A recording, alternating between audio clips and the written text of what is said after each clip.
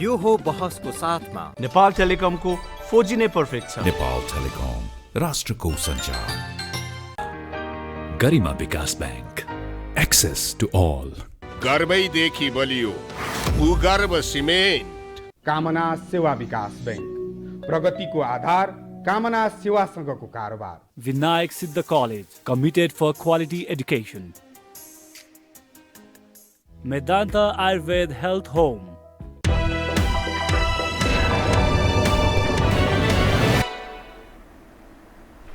नमस्कार, यो हो बहसमा म यहाँहरूलाई हार्दिक स्वागत गर्दछु। जीवराम भण्डारी। आज यहाँहरू सामुन्ने उपस्थित हुनुहुन्छ ऋषि कटेल। उहाँ अध्यक्ष हुनुहुन्छ नेपाल कम्युनिस्ट पार्टीका। विक्रम सम्वत 2024 सालदेखि निरन्तर झन्नै 51-52 वर्ष उहाँले वाम राजनीतिमा अर्थात् कम्युनिस्ट राजनीतिमा आफूलाई व्यतीत गर्नुभएको छ। धेरै लामो समय व्यतीत भएछ भन्ने अर्थ लगाउन सकिन्छ। पुष्पलाललाई नेता बान्दै लेफ्ट मुभमेन्टमा उहाँ उभिनु भएको। पुष्पलालको मृत्युपछि मनमोहन अधिकारी, तत्पश्चात मनमोहनजीले तत्कालीन मालेसँग, उस बेला नेकपा मार्क्सवादी भनिन्थ्यो मनमोहनजीको नेतृत्वमा रहेको, मालेसँग पार्टी एकीकरण गरेपछि नेकपा एमालेको पनि नेतृत्व पङ्क्तिमा रहेर ऋषि कटेलले काम गर्नुभयो। फलत महाकाली जब सन्धि भयो त्यसले नेकपा एमाले विभाजित भयो। फलत ऋषि कटेल पनि तत्कालीन महाकाली सन्धिमा नेकपा एमालेले मुलुकका विरुद्ध राष्ट्रघात गर्यो भन्ने दृष्टिकोण राख्नुभयो र उहाँसहित सिपी मैनाली, वामदेव गौतम, राधाकृष्ण मैनालीहरू अलग हुनुभयो। फलत वामदेव गौतम फेरि तत्कालीन एमालेमै फर्कनुभयो र ऋषि कटेल एउटा प्रयत्न गर्नुभयो। सिपी मैनालीसँग मिलेर उहाँले फेरि नेकपा मालेमै नेतृत्व पङ्क्तिमा रहेर काम गर्नुभयो। फलत त्यहाँबाट पनि उहाँ अलग हुनुभयो र यतिखेर नेपाल कम्युनिस्ट पार्टीको अध्यक्षको रूपमा नेपालमा कम्युनिस्टको पहिचान, परिचय र नेपाली समाजले जसरी बुझ्दछ त्यस अनुरूपको आचरण, चरित्र, विचार यसरी अनुसरण गरेर हिँड्नुपर्छ भन्ने प्रयत्नमा निरन्तर ऋषि कटेल लागि पर्नुभएको छ। उहाँ गोर्खा जिल्लाको हुनुहुन्छ। एउटा खारिएको नेपालको कम्युनिस्ट राजनीतिको एउटा अगुवा पनि। उहाँसँग आज म आम नेपाली जनले बुझ्दा देशमा कम्युनिस्टको सरकार छ, नेपालीहरूको जीवनस्तरदेखि लिएर नेपालमा वाम राजनीतिको भविष्यलाई समेत प्रश्न यसकारण उठ्न थालेको छ, मानिसहरूमा नकारात्मक भावना पैदा भएको छ र विकल्पको रूपमा उदाएको नेपालको कम्युनिस्ट राजनीति अब कमजोर हुँदै गएको, त्यस्तो विश्लेषण गर्न यसकारण थालिएको छ। मानिसलाई लाभ नभएपछि देशभक्तिको सवालदेखि लिएर कतिपय सवाल पर गरिब, दीन दुखीकालाई राहत प्रदान गर्ने सवालमा समेत जिम्मेवार भूमिका निर्वाह नगरिदिँदा यसप्रतिको वितृष्णा बढोत्तरीमा छ भन्ने अर्थ लाग्छ। म आज ऋषि कटेलसँग विगतदेखि वर्तमानलाई जोडेर विश्लेषणात्मक र सूचनामूलक ढङ्गले कुराकानी गर्ने प्रयत्न गर्नेछु। सर्वप्रथम म उहाँलाई स्वागत गर्छु। स्वागत छ यहाँलाई। धन्यवाद। मैले अलिकति तपाईँको इतिहासको बारेमा, खास गरी तपाईँको विगतदेखि वर्तमानसम्म जोड्ने प्रयास गरेँ, किनभने नयाँ पुस्ताले बुझ्नुपर्छ को ऋषि कटेल भन्ने, त्यसकारण मैले यो प्रयास गरेँ। अब म कहाँबाट सुरु गरेँ भने अब फेरि यही अहिलेकै सत्ता र त्यसको वरिपरिको विषय, केही विषय कुरा गरौँ, त्यसपछि अन्यत्र म मोड्न चाहन्छु यहाँको ध्यानलाई। के हो त तपाईँको दृष्टिकोणमा नेपालीले मत कम्युनिस्टलाई जाहेर गरी, कम्युनिस्ट चरित्रगत हिसाबले, व्यवहारगत हिसाबले यी जो सत्तारूढ दलका मानिसहरू, अगुवाहरू छन्, कम्युनिस्ट होइनन् भन्ने मान्यतामा सिद्धान्तनिष्ठ मानिसहरू त्यो निष्कर्षमा देखिने गरेर, बुझ्ने गरेर प्रवेश गरिसकेको स्थिति पनि छ। यथास्थितिमा चल्छ भन्ने मान्ने आधार पनि छैन, विकल्प पनि केही देखिँदैन। यो अहिलेको राजनीतिक दृश्य र नेपालका कम्युनिस्टहरूको भविष्यलाई ख्याल गर्दा तपाईँ के ठान्नुहुन्छ र तपाईँले किन नेपाल कम्युनिस्ट पार्टी भन्ने अलगै गठन गर्नुभयो? मैले यहीँबाट सुरु गरेँ। धन्यवाद जीवरामजी। अब यो अलिकति अहिले वर्तमानमा रहेको नेपाल कम्युनिस्ट पार्टी नेकपा नेतृत्वको जो सरकार छ, जसलाई आम मान्छेहरूले, हाम्रा मिडियाले कम्युनिस्ट पार्टीको सरकार भनिरहेछन्, यथार्थमा यो कम्युनिस्ट पार्टीको सरकारको रूपमा छैन। हामीले यो पटक पटक भन्दै आएका छौँ। अब यसको अलिकति तपाईलाई यसको उत्तर दिनुभन्दा अगाडि यसको अलिकति नेपालको कम्युनिस्ट आन्दोलनको पृष्ठभूमिको बारेमा नि छोटो भन्न जरुरी हुन्छ। कृपया बताउनु त। नेपालको कम्युनिस्ट आन्दोलन 6 सालदेखि लगातार रूपमा विभिन्न किसिमका उग्र वामपन्थी र दक्षिणपन्थी दुवै प्रकारका वैचारिक भड्काउको बीचबाट सङ्घर्षरत हुँदै अगाडि बढेको आन्दोलन हो। र यो नेपालको कम्युनिस्ट आन्दोलनको चरित्र तपाईँ विश्वका कम्युनिस्ट आन्दोलनमा घटेका सङ्घर्ष र घटनाहरूको भन्दा अलि बेगल चरित्रको छ यसको इतिहास। कि नेपालको कम्युनिस्ट आन्दोलनको अहिलेसम्मको इतिहासलाई तपाईँले हेर्नुभयो भने यो आन्दोलन प्रयत्नहरू भएका छन् गुणात्मक परिवर्तनको लागि, तर देशको वस्तुगत अवस्थाले यसलाई मात्रात्मक परिवर्तनको बाटोबाट डोर्याइरहेछ। एउटा राजनीतिक कुरा कसो हो भन्नु होला भने समाज विश्लेषणको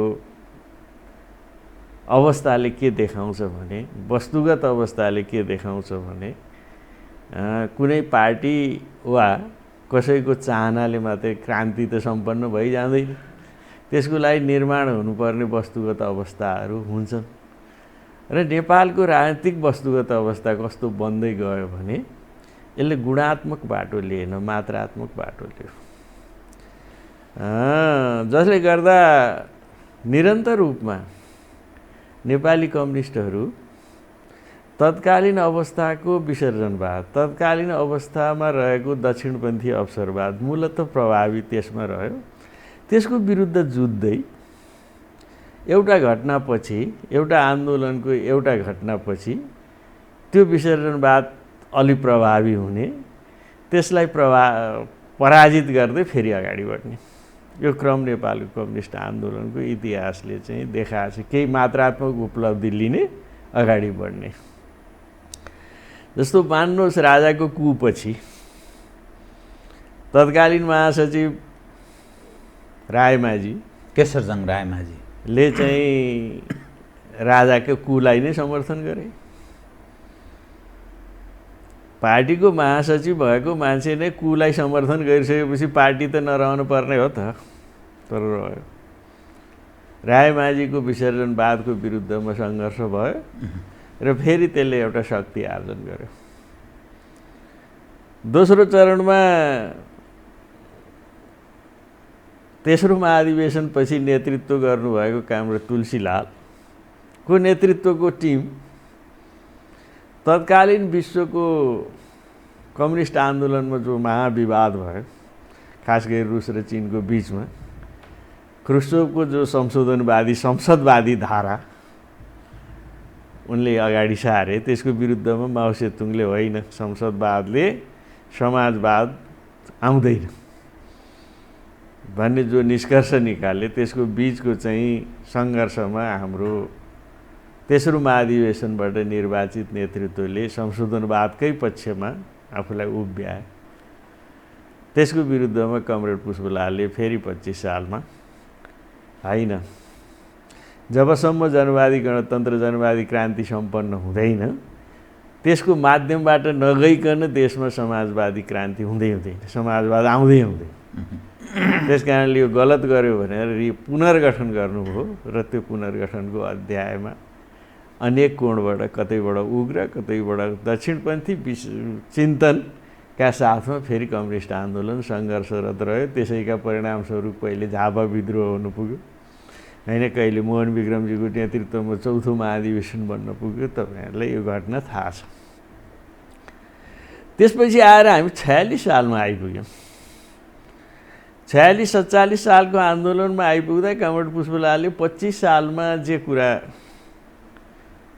वैचारिक आधार अगाडि सार्नुभयो, नेपाली कम्युनिस्टहरूको कार्यदिशा भनेको तत्काललाई राजाको निरङ्कुश निर्दलीय शासन व्यवस्थालाई अन्त्य गरेर त्यसको ठाउँमा बहुदलीय शासन व्यवस्था स्थापना गर्नु तत्कालीन काम र हाम्रो रणनीतिक काम उद्देश्य भनेको चाहिँ त्यो शासन व्यवस्था मात्रै हाम्रो बसाइ चाहिँ होइन है, त्यो आंशिक रूपमा नेपाली जनक्रान्तिलाई अगाडि बढाउने एउटा बाटो बन्न सक्छ।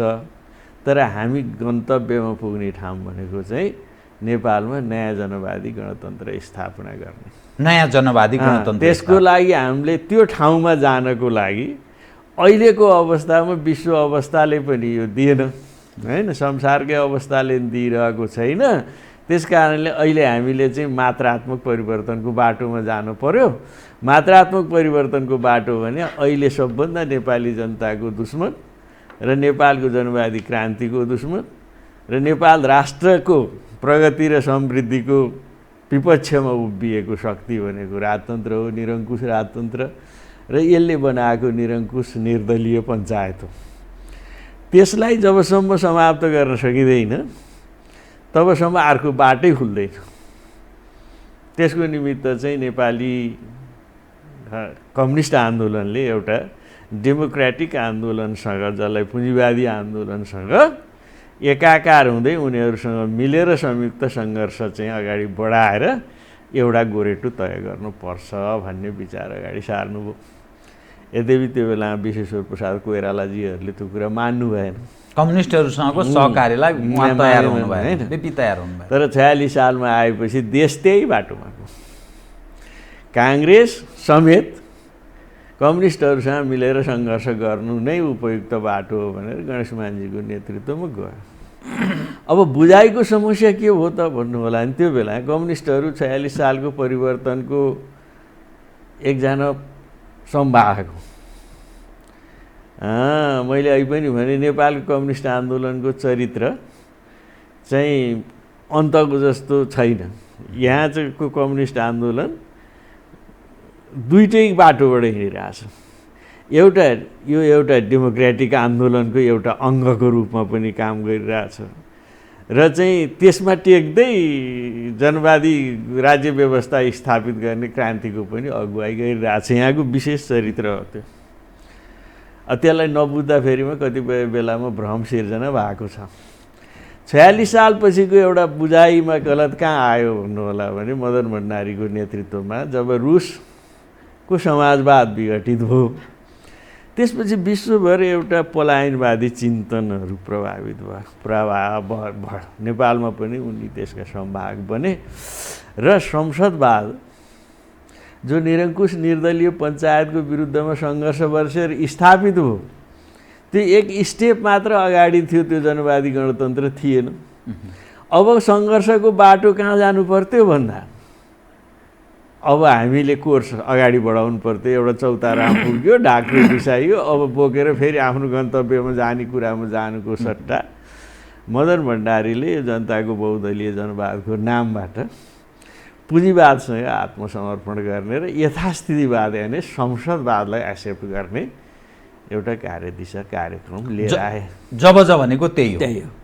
यो कुनै नयाँ कुरा होइन क्या। मान्छेहरू अहिले एमालेका पुराना एमालेकाहरू अहिले पनि जबलाई सिद्धान्त भन्छन् कि यो पुँजीवादीहरूले 400 वर्षदेखि निरन्तर अभ्यास गरेको र नेपालको विश्वको कम्युनिस्ट आन्दोलनमा काउस्की बर्नस्टिनदेखि लिएर सबै चाहिँ ख्रुश्चोभसम्मले प्रतिपादित गरेको विचार हो। यो कुनै मदन भण्डारीको विचार नै होइन, सिद्धान्त नै होइन। यो चाहिँ के हो भनेदेखि कम्युनिस्ट आन्दोलन यो प्रश्न हो कि राज्य सत्ता भनेको अधिनायकत्वमै चल्ने हो, सत्ता भनेको अधिनायकत्व हो। यसमा कुनै भ्रम पाल्न पर्दैन, नक्कली कुरा गर्नु पर्दैन। कम्युनिस्टहरूको राज्य सत्ता भनेको जनताको जनवादी अधिनायकत्वै हो, जसलाई चाहिँ वैज्ञानिक समाजवादको चरणमा पुर्याएर सर्वहारा वर्गको अधिनायकत्वमा रूपान्तरण गर्ने नै हो। अब अरू पुँजीवादी राज्य सत्ता भने पुँजीवादीहरूकै अधिनायकत्व हो नि, किनभने सत्ता भनेको अधिनायकत्व कायम गर्ने औजारै त हो जीवरामजी, यो त सैद्धान्तिक रूपमा स्पष्ट छ। त्यो ठिक कि यो अहिलेका जो नेपाल कम्युनिस्ट पार्टी नेकपा भन्ने वाला जुन छ नि, म यही जोड्न खोज्दैछु तपाईँलाई, अब म तुरन्तैमा आएँ कि त्यो 46 सालको परिवर्तनको बुझाइमा रहेको मदन भण्डारीको विसर्जनवादी चिन्तनले को परिणाम आज देशले भोगिरहेछ होइन, अहिले त्यसले भोगिरहेछ। अब त्यसपछिको क्रान्तिको बाटो जनवादी गणतन्त्र स्थापनाको लागि आधार तयार गर्दै सङ्घर्षलाई अगाडि बढाउनु पर्ने ठाउँमा अनि आएर चाहिँ नि यथास्थितिवाद संसदवादबाट समाजवाद प्राप्त हुन्छ भन्ने जो गलत भ्रामक र चाहिँ पुँजीवादसँग आत्मसमर्पण गर्ने चिन्तन प्रभावित भयो। यसैको परिणाम आज आइरहेछ। यो जुन अहिलेको सत्तारूढ दल नेपाल कम्युनिस्ट पार्टी नेकपा र प्रचण्डजीको जो विगत र वर्तमानसँग तुलना गर्दै यिनीहरू चाहिँ के चाहन्छन् त? यो जनवादी राज्य सत्ता स्थापना गर्ने त्यो लक्ष्यमै छन् कि अथवा अब यही हो यहाँभन्दा जान सकिँदैन भन्ने तपाईँको छैन? अब छैनन् भनेर नियतै होइन, उनीहरूले सार्वजनिकै घोषणा गरिसके, त्यसकारण हामीले उनीहरू कम्युनिस्ट रहेनन् भनेको कारण त्यही हो होइन। हामी चाहिँ जनताको जनवादी गणतन्त्र अथवा वैज्ञानिक समाजवाद स्थापित गर्ने सङ्घर्ष अगाडि बढाइरहेछौँ भनेको भए हाम्रो कुरा अर्कै हुन्थ्यो। उनीहरू त कहाँ पुग्यो अहिले आएर भन्नु होला भने 62-63 को आन्दोलनले जनवादी क्रान्तिको कार्यभार पुरा भइगयो, उनीहरूको त घोषित भयो नि त। प्रचण्ड र चाहिँ नि एमालेवालाहरूको, एमाले त 49 सालमै भनिगयो त्यो काम होइन, अब अर्को बाटो छैन भनेर गइरहेको थियो। प्रचण्डजीहरूले खास गरी माओवादी पार्टीले हतियार उठाएको केमा हो त भन्दा मैले अघि भनेको कुरामा होइन। प्रचण्डजी चाहिँ किन यो ठाउँमा आइपुग्नु?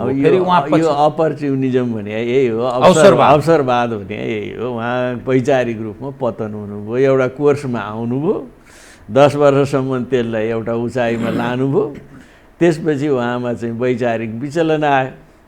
विचलनले अब सक्ता पुग्यो, त्यो मध्यमवर्गीय अवसरवाद भन्छौँ हामी हाम्रो कम्युनिस्ट भाषामा।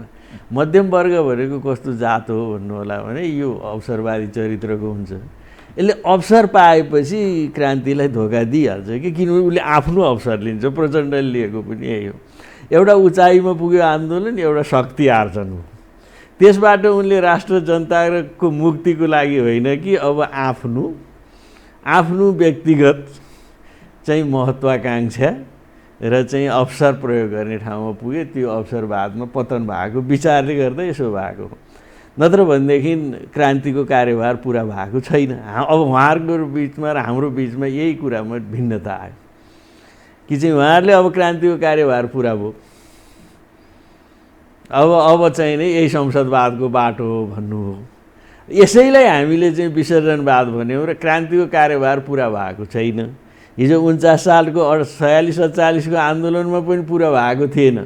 एमाले भन्ने पार्टीले त्यहाँ गएर आफूलाई वैचारिक पतन गरायो। अब प्रचण्डजीहरूको नेतृत्वले के गर्यो भने 62-63 नि एउटा महत्त्वपूर्ण मात्रात्मक परिवर्तन त भयो नि, देशमा गणतन्त्र आयो। त्यसको मतलब जनवादी गणतन्त्र स्थापना गर्ने क्रान्ति सम्पन्न नभएसम्म त क्रान्तिको कार्यभार पुरा हुँदैन। राज्य सत्ताको चरित्र त एउटै छ नि त। दुई विषय बताइदिनुहोस् त। एउटा यो सत्तासीन नेपाल कम्युनिस्ट पार्टी नेकपा छ, यसको भविष्य र निरन्तरता, किनभने नेपाली जनले चयन गर्ने विषय एउटा पक्ष भयो।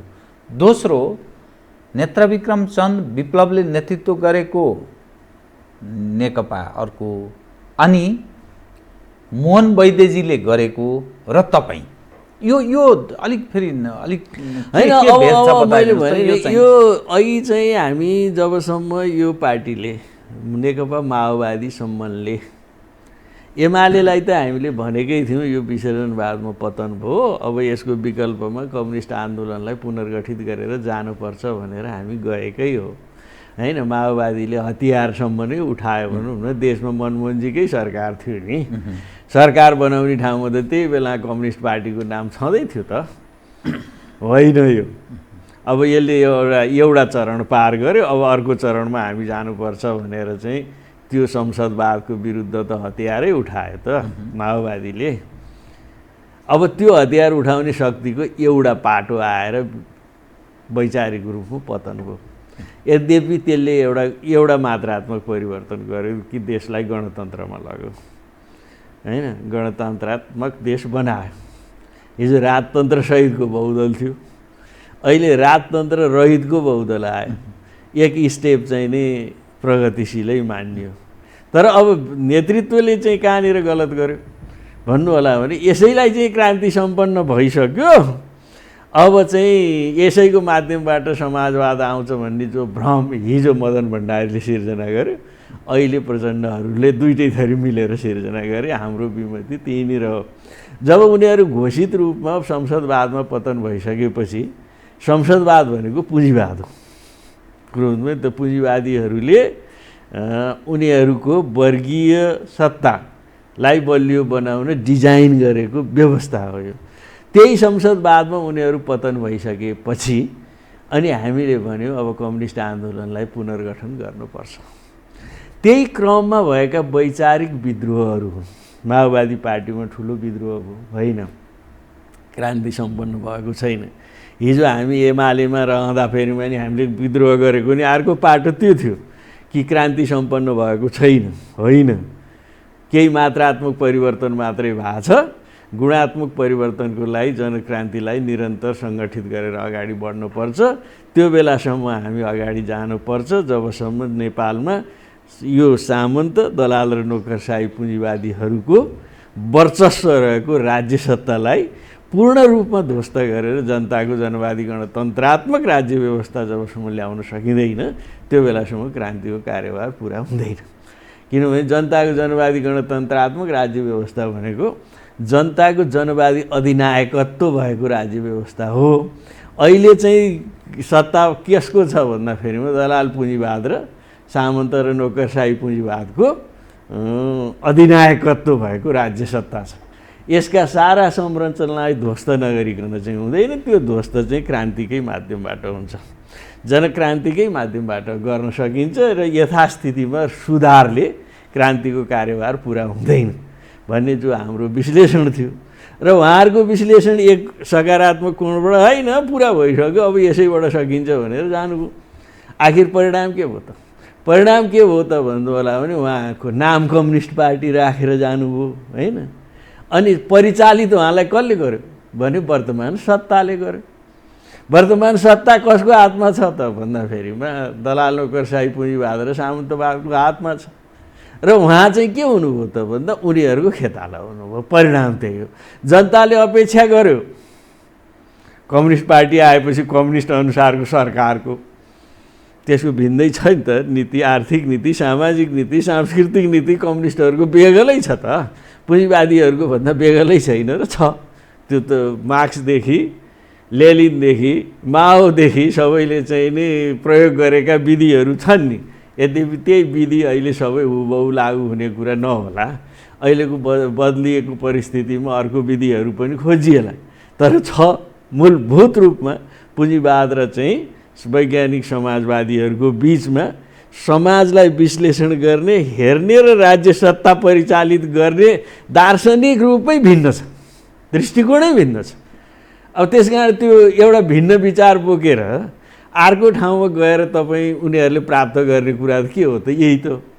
र आखिर चाहिँ कम्युनिस्ट पार्टीको नाममा उनीहरू जुन राज्य सत्तामा विलय हुन गए, त्यसैको अङ्ग खेताला आफ्नो ढङ्गको राजनीतिक भाषामा विश्लेषण हुने कुरा भयो।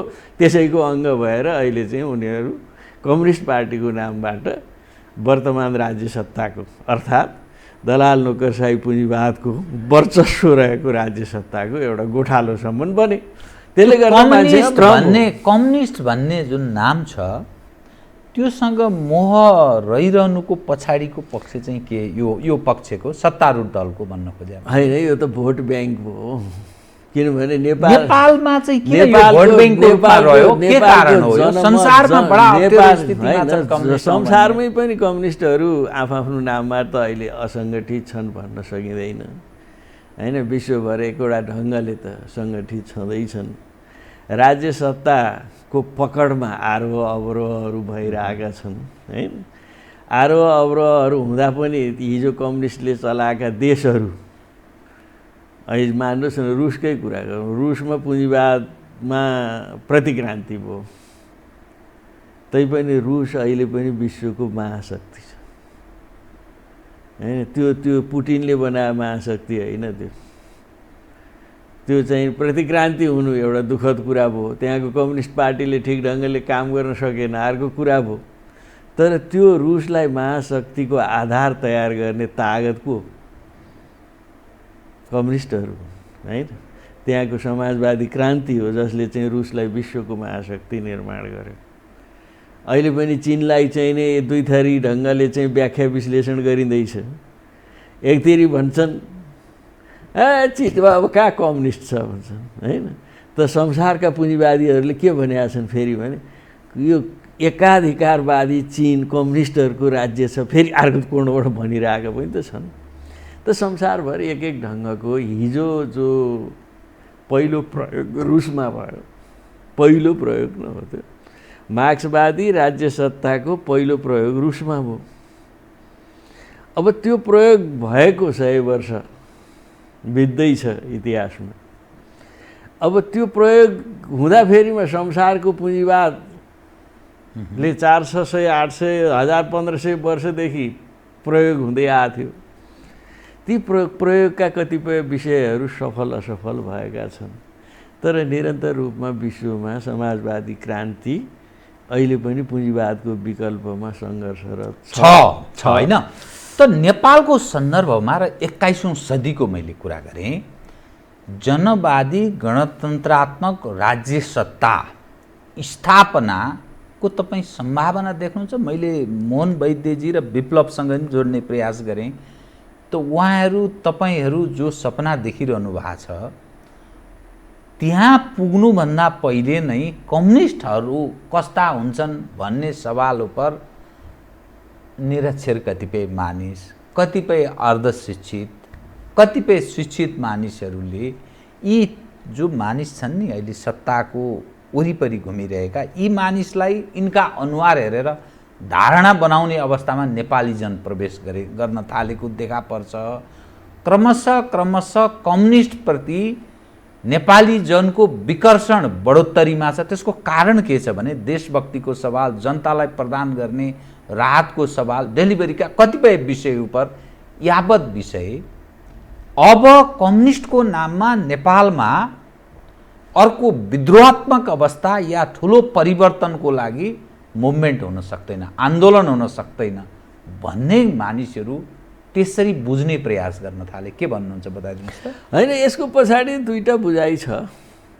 अब एउटा बुझाइ त स्वाभाविक ढङ्गले के आउने हो भने यसको बढाइ चढाइ प्रचार बेसरी किन भइरहेछ भने कम्युनिस्टहरूको विरोधी जनमत पनि त नेपालमा ठुलो छ हैन। ठुलो विरोधी जनमत पनि छ। त्यो विरोधी जनमतलाई यो अहिलेको वर्तमान यो ओली प्रचण्डको नेतृत्वको कम्युनिस्ट नामधारी सरकार बनेपछि त्यो विरोधी जनमतलाई कम्युनिस्टका विरुद्धमा प्रचार गर्ने एउटा मसला बन्यो हैन। र त्यसले गर्दा फेरि कम्युनिस्ट विरोधी तागतहरू सबै वैचारिक तागत भने मैले त्यसलाई नकारात्मक रूपमा लिन परेन। यी सबै एक स्वरमा के भनेर कराइरहेछन् भने देख्यौ कम्युनिस्ट भने कस्ता हुँदो रहेछन्, यी यस्ता हुन्छन् देख्यौ भनेर यो मसलाबाट उनीहरू चाहिँ राजनीतिक एडभान्टेज लिन कोसिस गरेका छन्। कम्युनिस्ट विरोधीहरू जो छन् हिजो पनि थिए होइन, सधैँ छन्, विश्वमै छन् नि त, छैनन्। उनीहरू के गरिरहेछन् भने देख्यौ कम्युनिस्ट भने कस्तो हुँदो रहेछ, यसको सरकार देख्यौ, यसको राष्ट्रवादिता देख्यौ, देशभक्तिपूर्ण काम देख्यौ, जनताप्रतिको यसको निष्ठा आस्था देख्यौ, यिनीहरू त लुटमा विश्वास गर्ने शक्ति हुन् कम्युनिस्ट भनेका भनेर सिङ्गो कम्युनिजमलाई एक ढङ्गले बदनाम गर्न सकिने औजारको रूपमा नेपालका कम्युनिस्ट विरोधी शक्तिहरू मिडियाहरू सबै त्यो प्रचारमा लागेका छन्। त्यसलाई हामीले अन्यथा ठानेकै छैनौँ, किनभने उनको धर्म त्यही हो हैन। त्यसको लागि आधारभूमि चाहिँ कसले बनाइदियो? यिनीहरूले बनाए, त्यही भनिहाल्यो नि त। अब कम्युनिस्टको नाम गरेर अनि प्रतिक्रियावादी राज्य सत्ताको गोठालो बन्न गइसकेपछि अब गोठालालाई चाहिँ आफ्ना गोठालाको विरुद्धमा प्रचार गर्ने कुरालाई अन्यथा ठान्नै भएन, किनभने यो राज्य सत्ता कम्युनिस्टको हुँदै होइन, यो राज्य सत्ता कम्युनिस्टको हुँदै होइन र क्रान्ति सम्पन्न भएकै छैन र कम्युनिस्टले आफ्नो राज्य सत्ता अनुसार चलाएकै छैन। कम्युनिस्ट पार्टीले आफ्नो राज्य सत्ता अनुसार चलाएको भए पो त्यसलाई बदनाम गर्ने कुरा हुन्छ र अर्काको घरमा गएर अर्काको खेतालो भएर निवेक खान गएकोले चाहिँ गतिलो गरेन भनेर प्रचार गर्नुको कुरा के हो त भन्नु होला भने निवेक खान जानेले त के गर्छ त? साउजीले जे भन्छ त्यही मान्छ। घर दैनले यता गोड भने उता गोड्छ, उता गएर आली ला भने उता लाउँछ, जे काम लाउँछ त्यही गर्छ। अहिलेको सरकारले के गरिरहेछ त भने यो राज्य सत्ता मूलत पुँजीवादी सामन्ती दलाल नोकरशाही राज्य सत्ताको जो आर्थिक सामाजिक नीति छन् त्यसैलाई कार्यान्वयन गर्ने एउटा खेतालोको रूपमा गएको छ र चाहिँ त्यसले के गरिदियो त भन्दा एउटा नकारात्मक प्रचार गर्ने अवसर के प्राप्त गरे भनेदेखि खेतालो आफ्नो हेर्नुहोस् न, यो पुँजीवादी राज्य सत्ताको खेतालो उनीहरू हाम्रो खेतालाले ठिक काम गरेन भन्नलाई कसले गरेन भन्छन् त उनीहरू पनि कम्युनिस्टले गरेन भनेर सिङ्गो एउटा सिस्टमलाई दार्शनिक अवधारणामाथि हमला गर्ने उनलाई अवसर प्रदान भएको छ।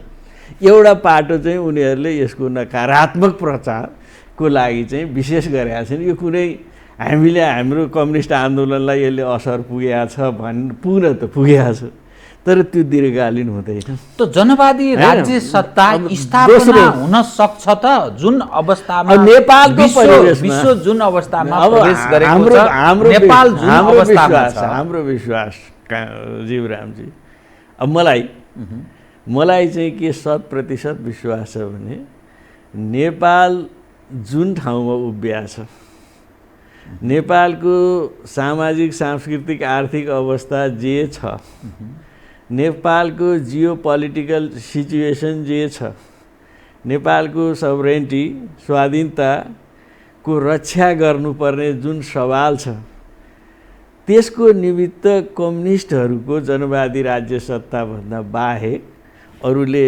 जोगाउन सक्ने ठाउँै छैन। किनभने नेपालमाथि नेपालको राष्ट्रिय स्वाधीनतामाथि जुन ढङ्गले निरन्तर हमला भइरहेछ, तपाईँ आज पनि कसैले पूर्वाग्रह नराखिकन हेर्ने हो भने पतन र आरोह अवरोह भइरहेछ।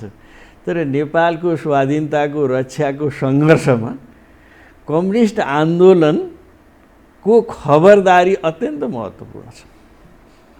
तपाईँ 7 सालको दिल्ली सम्झौताको विरुद्धमा जन्मिएदेखि नै कम्युनिस्टले विरोध गर्यो। खबरदार भारतीय हस्तक्षेप सही छैन। कहिले चाहिँ नै राष्ट्रिय स्वाधीनताको विरुद्धमा लड्या त केही लम्पसारवादीहरू छन् जसले चाहिँ त्यसको विरुद्धमा जान्छन्, जस्तो भनौँ अहिलेको गइरहेछन् यिनीहरू। तर त्यही पनि तपाईँ विश्वको इतिहासमा हेर्नुभयो भने जब चाहिँ नै महाकाली सन्धि भयो केही बिके हैन, केही नेताहरू भनिरहेछन्। हिजो म राधाकृष्ण सीपीजीहरूको चाहिँ नि इन्टरभ्यू सुन्दै थिएँ कि चाहिँ ओलीको हैसियत महाकाली सन्धिबाट आर्थिक हैसियत बेसरी बढ्यो हैन। कोही बिके, त्यो भिन्दै कुरा। तर तपाईँ त्यही पार्टीभित्र त्यहाँका देशभक्तहरूले राष्ट्रघातको विरुद्ध संसारमा पार्टी नै विभाजन गर्ने तहमा गएर पनि चाहिँ सङ्घर्ष त गरे त, जसको परिणामस्वरूप के भइरहेछ त भने राष्ट्रघाती महाकाली सन्धिले जो योजना बनाए कार्यान्वयन हुन सकेका छैन त हैन। जसरी लान खोजेका थिए सकेका छैनन्, केही उसको हित गरे होला तर चाहिँ पूर्ण रूपमा चाहिँ अझै पनि आँट गर्न सकेका छैनन् त। यसको लागि चाहिँ सङ्घर्ष त भइरहेको छ। तपाईँले 7 सालको दिल्ली सम्झौताको कुरा गर्नुभयो, अनि यो 62-63 को 12 बुँदे दिल्ली सम्झौताको परिणाम त यो अहिले नेपालको राजनीति हैन। 12 बुँदे दिल्ली सम्झौता पनि हामीले त्यो बेलामा पनि गम्भीर रूपमा केही विषयमा आपत्ति गरेकै हो होइन, हामीले आपत्ति नगरेको होइन। माओवादी जनयुद्धसँग नेपालका सच्चा क्रान्तिकारी कम्युनिस्टहरूले त्यो बेलामा पनि औँलो ठड्याएकै हो, औँलो ठड्याएकै हो। र जुन ढङ्गले विषयको उठान भयो त्यसलाई अन्यथा ठानिएन। बैठान हामीले चाहिँ जसरी चाहिँ जनवादी गणतन्त्रको बाटो लाने उद्देश्य राख्यो त्यसलाई राम्रै ठान्यौँ, तर त्यसको लागि लिएको कार्यदिशा उग्रवामपन्थी कार्यदिशा हो भन्ने कुरामा हामी थियौँ र हामी संलग्न भएनौँ नि त, नत्र संलग्न हुन्थ्यौँ नि त। र पछिल्लो चरणमा शान्ति प्रक्रियामा आउने बेलामा जसरी चाहिँ नि दिल्लीमा जे काम भए त्यसका केही बुँदाहरू अझै चाहिँ नि आपत्तिजनक थिए। हामीले तत्कालै आपत्ति पनि जनायौँ होइन, हामीले आपत्ति जनायौँ। त्यसको मूलतः 3 नम्बरको बुँदामा विदेशी शक्तिहरूलाई पनि मध्यस्थता गराउने आदि इत्यादि छन्। यी कुरालाई हामीले ठिक मानेका छैनौँ र त्यसैको परिणाम प्रचण्डहरूको पतन हो। कुरो पतन पनि त्यही हो, उनीहरूको त्यहीँनिर गल्ती भयो। उनीहरूको पार्टीभित्र पनि त सङ्घर्ष त्यसै कारणले भयो होइन। वैद्यजी विप्लवजीहरू जसको नाम तपाईँ लिनुभयो, यसलाई गलत हो भनेर चाहिँ नि वैद्यजीहरू त निस्कनु भयो नि त होइन। हामीले पनि निस्क्यौँ, उहाँहरू पनि निस्किनु भयो, गलत काम गर्यो। अब यतिखेर तपाईँहरूको के छ त वैद्यजीहरूसँग विप्लवजीहरूसँग सहकारीको? किनभने कतिपय सवालमा सायद तपाईँहरू निकट हुन सक्ने स्थिति देखा पर्छ, यो विश्लेषण तपाईँको? अब हामी एउटा बाटोमा गइरहेछौँ जीवरामजी, हामी हतोत्साही छैनौँ। जसरी चाहिँ आम निराशाको कुरा गरिएको छ, होइन, त्यस्तो छैन। नेपालको कम्युनिस्ट आन्दोलनको बेस नेपाली जनता अहिले पनि कम्युनिस्टहरूको राज्य व्यवस्थाप्रति उनीहरूप्रति आस्थावान छ। हामी नि देशभर घुमेका छौँ, हेरेका छौँ। अहिले यही सरकारी पार्टीकै पनि भित्र जो अन्तर्विरोधहरू विकास भइरहेछ, नेतृत्वको तहमा एउटा लेयर्समा यहाँ खानेकुरामा झगडा छ। प्रचण्ड ओलीको झगडा खानेकुराको झगडा हो, तर त्यो सरकारी कम्युनिस्ट पार्टीभित्र प्रचण्ड ओलीसा मात्रै झगडा छैन। यिनको गुठ मात्रैको बिचको अन्तर्विरोध र असन्तुष्टि छैन। तलको कार्यकर्ता, आम कार्यकर्ता जो कम्युनिस्ट आन्दोलनप्रति अहिले पनि विश्वास राख्छन्, आस्था राख्छन्, उनीहरू पनि यिनीहरूसँग गम्भीर रूपमा अन्तर्विरोध चाहिँ नि राखी छोडेका छन् र चाहिँ नि होइन अब विकल्प चाहिँ दिनुपर्छ भन्ने मान्यता त्यहाँभित्र पनि विकास भइरहेछ। त्यसो भएको हुनाले अब घटनाहरू घट्छन्, त्यो मार्क्सवादीहरूले निराशाको कुरा गर्दैनन्। समाज स्वाभाविक ढङ्गले आफ्नो गतिमा वर्ग सङ्घर्षको गतिमा अगाडि बढ्छ। तपाईँको शरीर जस्तै हो यो पार्टीहरू, क्रान्ति आन्दोलन पनि। हरेक दिन चाहिँ तपाईँ काममा जानुहुन्छ, सफलता प्राप्त गर्नुहुन्छ, असफलता प्राप्त गर्नुहुन्छ, तपाईँको जिउमा चाहिँ पसिना आउँछन् होइन, मयाल आउँछ। हरेक दिन चाहिँ तपाईँ नुहाएर फेरि त्यसलाई सफा गर्नुहुन्छ, भोलिपल्ट फेरि काममा जानुहुन्छ। जिन्दगी निरन्तर एउटा शिक्षा चलिरहन्छ। तर एउटा यसले कुन बाटोमा लगाएको छ त भने हामी अहिले यो चरणमा पुगेका छौँ। नेपालको कम्युनिस्ट सिङ्गो कम्युनिस्ट आन्दोलन तपाईँ सरकारी पार्टीलाई समेत राख्नुभयो भने सिङ्गो कम्युनिस्ट आन्दोलन अब एउटा पुनर्गठनको चरणमा पुगेका छ। हिजो चाहिँ कस्तो थियो भन्नु होला भने हामी सबै विविध कारणले भिन्न भिन्न भए पनि हाम्रा गन्तव्यमा हामी उस्तै कुरा गर्थ्यौँ कि होइन अब हामी चाहिँ जनताको राज्य सत्ता ल्याउँछौँ भन्थ्यौँ। तर अब अहिले यिनीहरूले चाहिँ घोषित रूपमा के गर्यो भने अब आइसक्यो, ल्याउनु पर्दैन, यही हो भनिदिएको हुनाले एउटा समस्या आयो र चाहिँ यो आन्दोलनलाई फेरि रिअर्गनाइजेसन गर्नुपर्ने, पुनर्गठन गर्नुपर्ने ठाउँमा करिब 25 सालको ठाउँमा हामी फेरि पुग्यौँ। किनभने उनीहरू ठुला शक्ति भएको कारणले अब फेरि पुग्यौँ र हामी त्यही काम गर्दैछौँ। अहिले हामी विप्लवहरूसँग तपाईँको सहकारीको सम्भावना र के छ त विप्लवजीहरूको स्थिति? होइन, अब अहिले हामी 3-4 पार्टीहरू यो सबै चिजको चाहिँ विश्लेषण गरेर नेपालको कम्युनिस्ट आन्दोलनलाई पुनर्गठन गर्ने अभियानमा छौँ। को त मूलत अहिले यो काममा लागेका हामी मुख्य रूपमा 3टा छौँ। नेपाल कम्युनिस्ट पार्टी जो हाम्रो पार्टी लागिरहेको छ, तपाईँको नेतृत्वको पार्टी, अनि वैद्यजीको पार्टी र क्रान्तिकारी माओवादी र विप्लवजीको नेपाल कम्युनिस्ट पार्टी।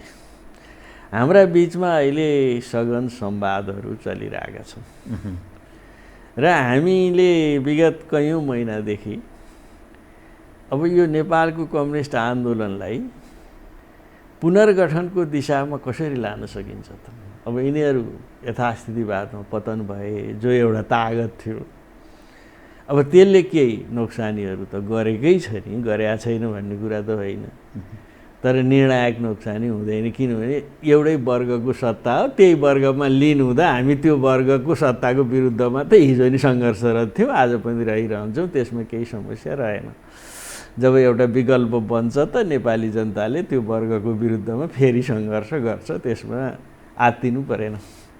तर अब यसलाई एउटा केही त भएको छ, सशस्त्र युद्ध गरेर आउँदाखेरिमा पनि नहुने, संसदको बाटोबाट पनि आउँदा नि नहुने, उसो भए के गरी आउँछ त जनताको राज्य सत्ता चाहिँ भन्ने क्वेसन त हाम्रो अगाडि पनि छ। सशस्त्रको बाटो उप तपाईँको धारणा के होइन? अहिलेको अवस्थामा विश्व क्रान्ति जुन ढङ्गले अगाडि बढिरहेछ, वर्ग सङ्घर्षका आधारहरू जुन ढङ्गले अगाडि बढिरहेछ, हिजो अब माओ सेतुङले चलाएको युद्धको बाटोले पनि अब सम्भव छैन होइन। त्यो सङ्घर्ष आफ्नो बेलामा ठिक थियो, अबको बेलामा अहिले जुन चाहिँ प्रविधिको विकास भयो नि विश्वमा, त्योसँग जुझ्न सक्ने, त्यसलाई प्रयोग गर्न सक्ने चरित्रको क्रान्तिको बाटो मोडल नयाँ ढङ्गले तयार गर्नुपर्छ। पुरानो माओको जस्तो त्यो सांस्कृतिक क्रान्ति, त्यो त्यस ढङ्गको सांस्कृतिक भन्दा दीर्घकालीन जनयुद्ध भन्नुहोस् न। माओको मुख्य थेसिस के हो भन्नु होला भने दीर्घकालीन जनयुद्धका मार्फतबाट गाउँले सहर घेरेर केन्द्रीय राज्य सत्ता कब्जा गर्ने उहाँको मुख्य बाटो त्यो हो। अब अहिले हामी त्यो बाटोमा जान सक्दैनौँ र अहिलेको क्रान्तिको मोडलका बारेमा हामी छलफल गरिरहेकै छौँ। अब अहिलेको क्रान्ति निष्कर्षमा पुग्नु भएको छ। अहिले हामी एउटा निष्कर्षमा हामी पुग्यौँ। अब के बताइदिनुहोस् त। अबको क्रान्तिको बाटो भनेको चाहिँ जनक्रान्ति नै हो। जनक्रान्ति जनक्रान्तिको मतलब होइन, शस्त्र भनेको कुरो त प्रतिरोधी तागत न हो। आवश्यक पर्दा जनताले राज्य सत्ता लिन खोज्यो, वर्तमान राज्य सत्तालाई ध्वंस गरेर जनताको जनवादी अधिनायकत्व भएको राज्य सत्ता बनाउने हो हामीले, त्यो भिन्दै राज्य सत्ता हो। अब त्यसको लागि नेपाली जन, तपाईँ जन भन्नुहुन्छ, लाखौँ लाख नेपाली जन आए, त्यसलाई चाहिँ दमन गर्यो भने के उठ्छ त भन्नुहोस् त। जनताले हतियार त उठाउने, त्यो दमन गर्ने तागतलाई दमन गर्न त हतियार उठ्छ। तर त्यो हतियारलाई मुख्य बनाएर जाने जो काम थियो, हिजोको क्रान्तिको बाटो थियो नि, अब त्यो बाटोमा बदलिएको छ विश्व क्रान्तिको चरित्र। अबको बाटो भनेको चाहिँ आम जनता, शोषित उत्पीडित वर्ग समुदायका जनताको एकीकृत र एकताबद्ध जनक्रान्ति र जनसङ्घर्ष जो आउँछ, सडकमै आउँछन् नि। व्यापक जनसङ्घर्षले मात्रै परिवर्तन गर्न थालेका अहिलेका विश्वका उदाहरणहरू हामीले देखेका छौँ। ६२-६३को आन्दोलन हामी गरिरहँदा पनि राजासँग सेना पनि त थियो होइन। बिसौँ लाख जनता आएर चाहिँ सडकमा बसिसकेपछि हुन त विरोधीहरूले अनेक किसिमको प्रचार गरेका सुन्छु म होइन। कसैले यसलाई कम्प्लिटली भारतीय योजना भनेर प्रचार गरे पनि सुनिरहेको छु। राजतन्त्र फ्याँकेको भारतीय लाइनमा भन्नेहरू पनि एक थरी छन्। तर उनीहरूलाई मैले भन्न आँटेको कुरा के भन्नु होला भने हामी कम्युनिस्ट पार्टीको जन्मदेखि हामी गणतन्त्रवादी, जन्मदै गणतन्त्रवादी। हामीले कुनै कुरो लुकाछौँ र? हामी राजतन्त्रको विपक्षमा छौँ, हामी राजतन्त्र फ्याँक्छौँ, राजतन्त्र फ्याँकेर गणतन्त्र ल्याउँछौँ, त्यसको लागि हामी सङ्घर्ष गर्छौँ। हाम्रा 50औँ 80औँ योद्धाहरूले ज्यान गुमाएछन् त्यसको निमित्त। बलिदान दिएका छन्।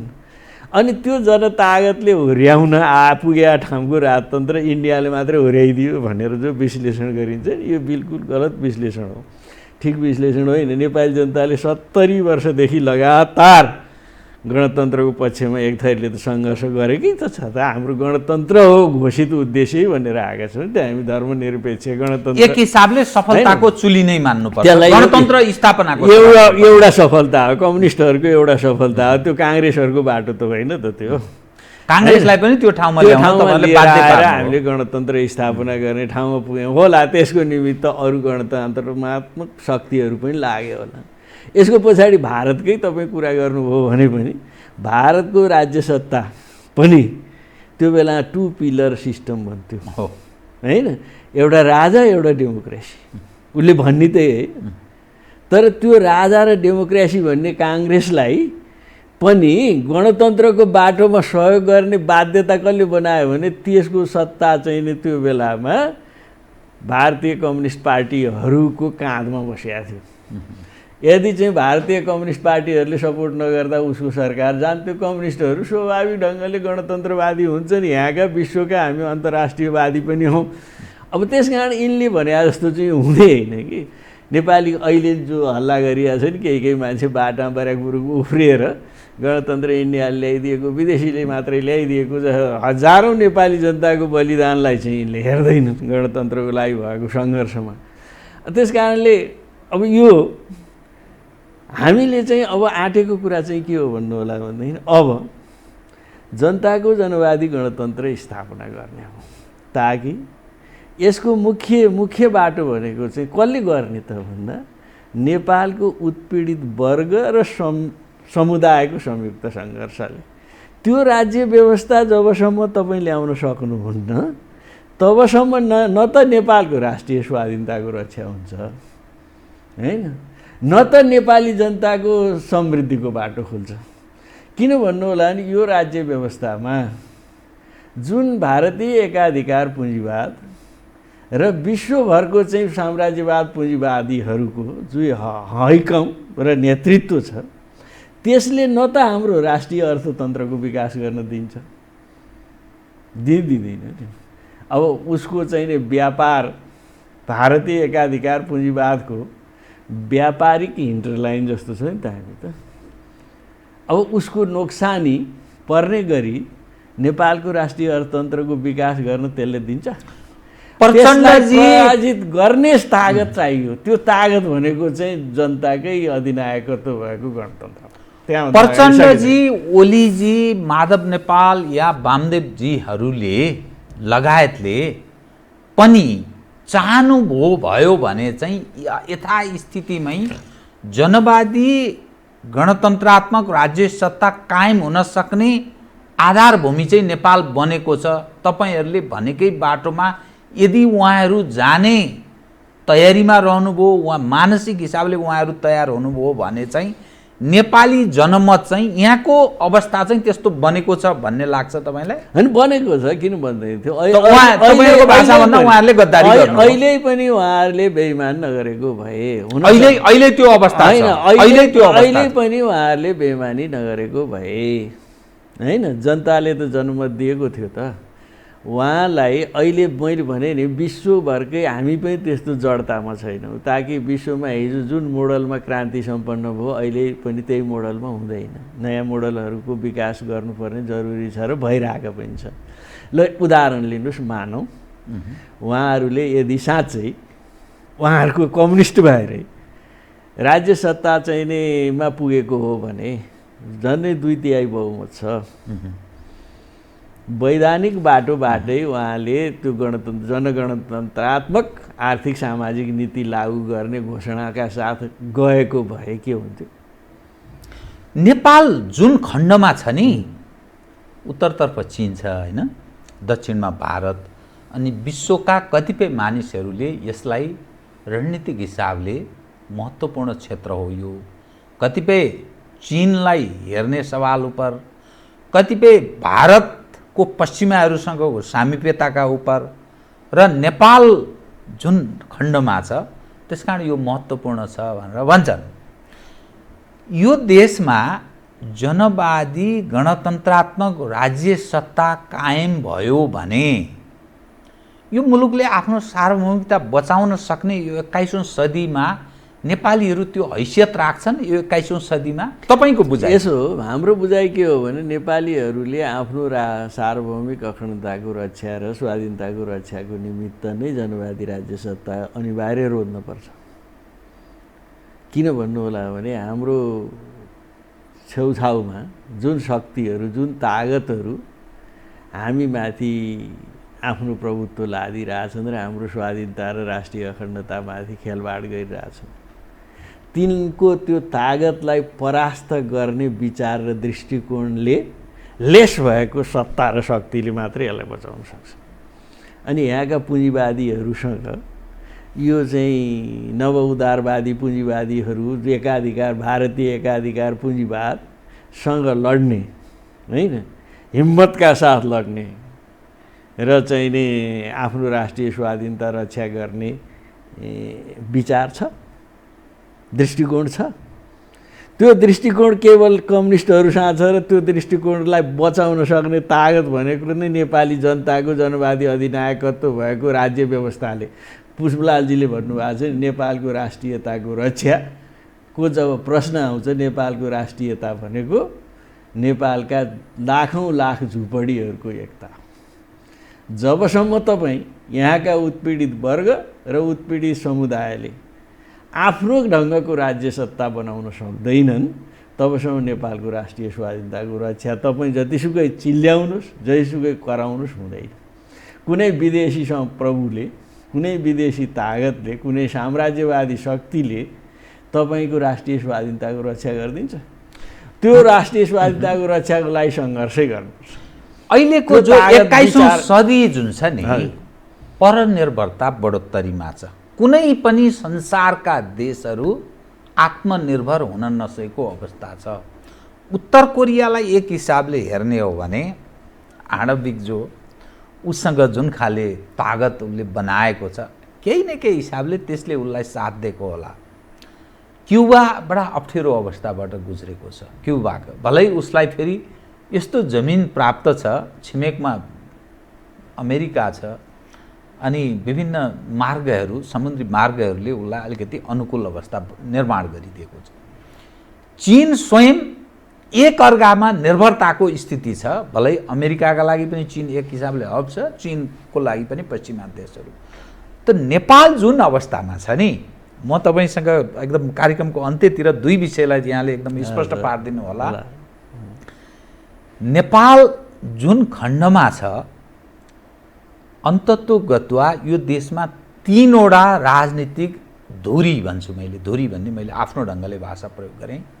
एउटा, नेपालमा कम्युनिस्टहरूको धेरै ठुलो उपस्थिति छ, आकर्षण पनि छ नेपाली जनको, जसको परिणाम यो अवस्थामा छ। दोस्रो, अब प्रजातन्त्रवादी हौँ, दलीय प्रतिस्पर्धात्मक चाहिन्छ भन्ने दोस्रो खाले। तेस्रो खाले जो परम्परागत, जो काहीँ न काहीँ हिन्दू स्टेटको कुरा गर्छन्, राजाको कुरा गर्छन्, परम्परागत मूल्य र मान्यताको कुरा गर्छन्।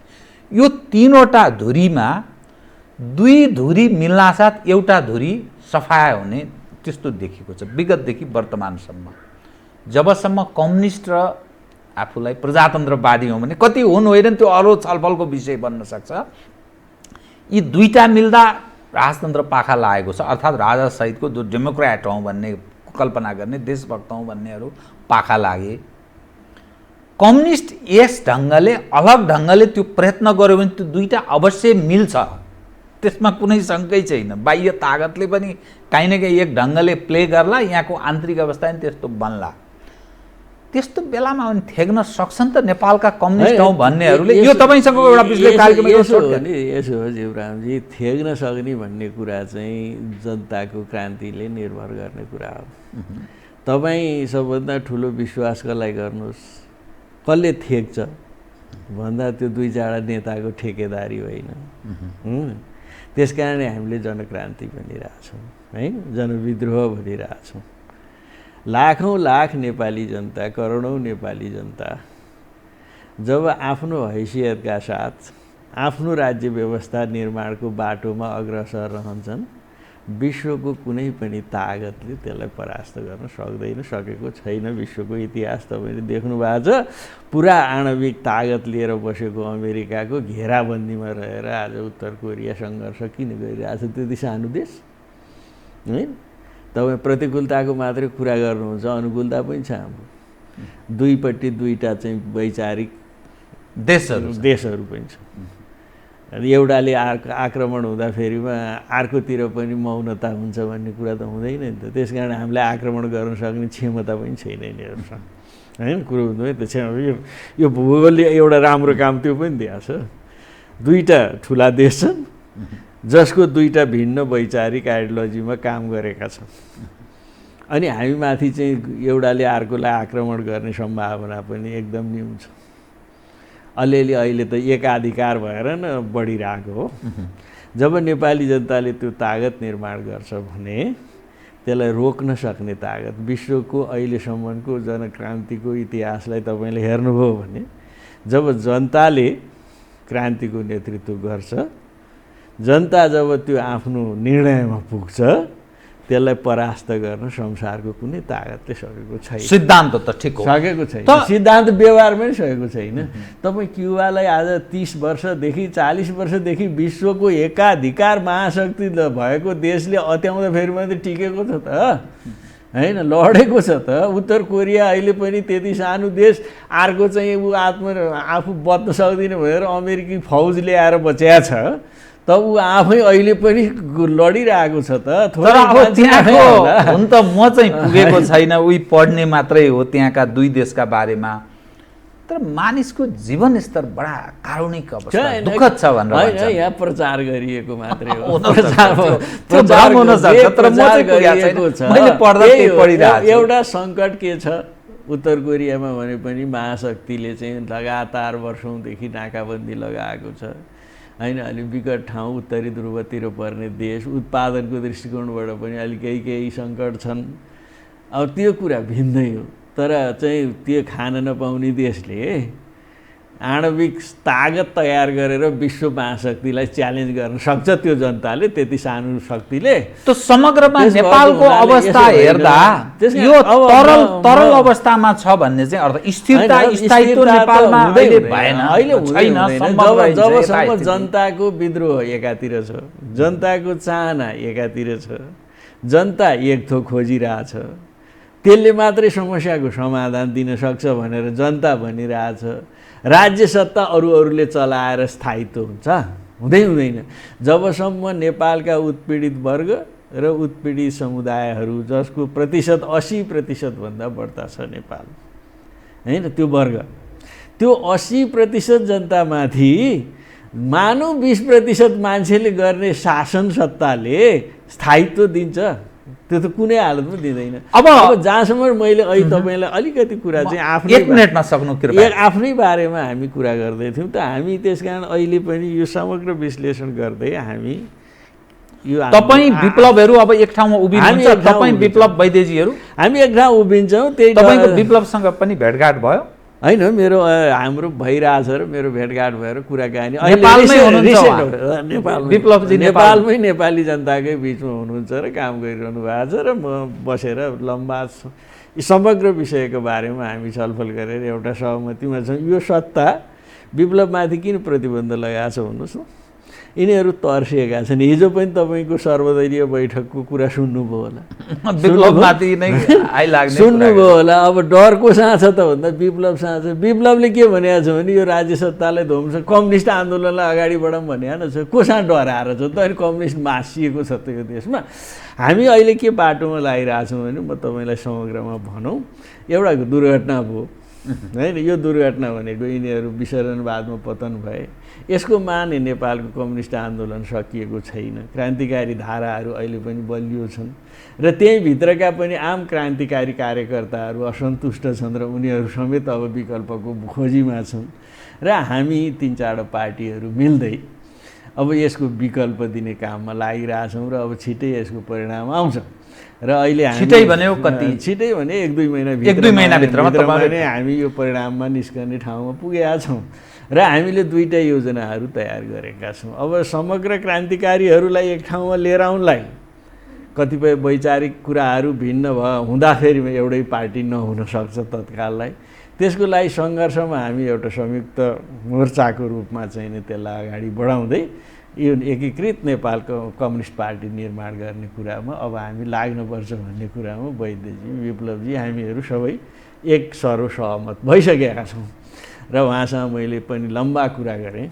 वास्तवमा भन्नुहुन्छ भने म तपाईँकै टेलिभिजन मार्फत पनि अहिले भन्न चाहन्छु, सत्ताले विप्लवजीहरूलाई जबरजस्ती हिंसात्मक बाटोमा नधकलोस्। अहिले पनि विप्लवजीहरू जनसङ्घर्षकै पक्षमा हुनुहुन्छ, जनसङ्घर्षकै पक्षमा हुनुहुन्छ। विप्लवजीले मात्रै होइन, हामी खुलै भनिरहेछौँ त हामी यो वर्तमान सत्तासँग हामी सहमत छैनौँ है, बदल्न चाहन्छौँ। तर हाम्रो बदल्ने बाटो भनेको जनताकै मत हो। मत भनेको यिनले भने मत होइन। हामीले बदल्ने बाटो भनेको जनताको सङ्घर्ष र विद्रोह हो। यिनका चाहिँ भोट किने भोटले त बदलिँदैन। त्यसकारण हामी त्यो बाटोमा जान चाहन्छौँ। त्यो बाटो हाम्रो शान्तिपूर्णै बाटो हो। विप्लवजीको बाटो पनि शान्तिपूर्णै बाटो हो। तर मैले अहिले तपाईँलाई भने नि त, मान्छे शान्तिपूर्ण बाटोमा हिँड्छु भन्दै होइन, आफ्नो उद्देश्य जनतामा लगेर भन्छु भन्दै भन्नै नदिएपछि के गर्ने भन्नुहोस् त? हतियार उठ्न सक्छ। अनि त्यसको त बाध्यात्मक कुरा भयो त। अहिले विप्लवलाई यिनीहरू बाध्यात्मक बाटोमा धकलेर दमन गर्न सकिन्छ भने जो दुस्वप्न देखाएको छ नि कम्युनिस्ट आन्दोलनलाई, यिनीहरूको त अब ठेकेदारी भयो। किनभने अब हामीहरू जो नेपालको जनवादी क्रान्तिका पक्षधरहरू, क्रान्तिकारीहरू बलिया भयो भने सिद्धिनी को हो भन्नुहोस् त? सिद्धिनी त यही अहिलेका नक्कली कम्युनिस्टहरू सिद्धिनी नै हो। तिनीहरूले त्यस कारण यिनीहरूले के काम गरिरहेछन् भने क्रान्तिकारीहरूसँग डराएर उनीहरूलाई जबरजस्ती हिंसाको बाटोमा धकलेर अनि हिंसाका सहाराबाट सैन्य समाधान खोजेर बाँच्न सकिन्छ भन्ने जो दुस्वप्न देखेका छन्, त्यस्तो नदेख्न चाहिँ म तपाईँको टेलिभिजन मार्फत आग्रह पनि गर्न चाहन्छु। र तत्कालै विप्लवमाथि लगाएको प्रतिबन्ध हटाएर उनका मान्छेलाई चाहिँ नि छिटै जेलबाट रिहा गरेर विप्लवहरूको पार्टीलाई पनि एउटा पिसफुल स्ट्रगलमा जो आउँदैछ, आइरहेछ, आउँछु भनिरहेछ, जबरजस्ती चाहिँ प्रतिबन्ध लगाएर बाध्य गराएन हो। विप्लवजीका तपाईँ हरेक अन्तर्वार्ता हेर्नुभयो भने हामी जनताकै बिचमा छौँ, हामी जनतामै काम गर्न चाहन्छौँ। तर हामीलाई त जबरजस्ती लुकेर बस्न बाध्य गराए, हामी भूमिगत हुँदै होइन खुला छौँ भनिरहेका छन् त। अनि त्यो वातावरण किन नबनाउने? जनताको बिचमा आफ्ना कुरा राख्ने यही हो त लोकतन्त्र। राख्छु शान्तिपूर्ण ढङ्गले भन्दा पनि नदिनु भनेको मतलब चाहिँ के हो भन्नु होला भने उनीहरू त दलालीमा फँसिया छन्। त्यसको व्यापक भण्डाफोर हुन्छ। त्यो भण्डाफोरपछि यिनीहरूको हालत पत्ता साफ हुन्छ। आफ्नो कम्युनिस्ट भन्ने नाक पनि मागी बस्दैन। त्यस कारण सैन्य समाधानद्वारा हिंसाको बाटोबाट दमन गरेर टिक्न सकिन्छ भने षड्यन्त्र हो। नेपालका सबै मान्छेहरूलाई बुझ्न म यो अनुरोध पनि गर्छु। र साथै हामी कुनै हालतमा यिनले विप्लवमाथि लगाएको प्रतिबन्धलाई हामी स्वीकार्दैन।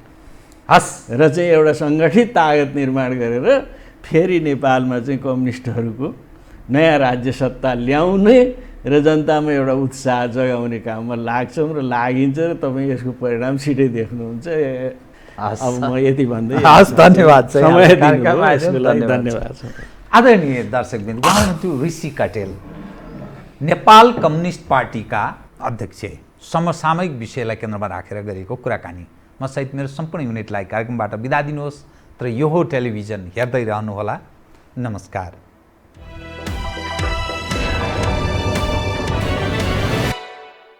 यो हो बहसको साथमा नेपाल टेलिकमको 4G नै पर्फेक्ट छ। नेपाल टेलिकम, राष्ट्रको सञ्चार। गरिमा विकास बैंक, एक्सेस टु अल। गर्वैदेखि बलियो भूगर्भ सिमेन्ट। कामना सेवा विकास बैंक, प्रगतिको आधार कामना सेवासँगको कारोबार। Vinayak Siddha College, committed for quality education. Medanta Ayurved Health Home,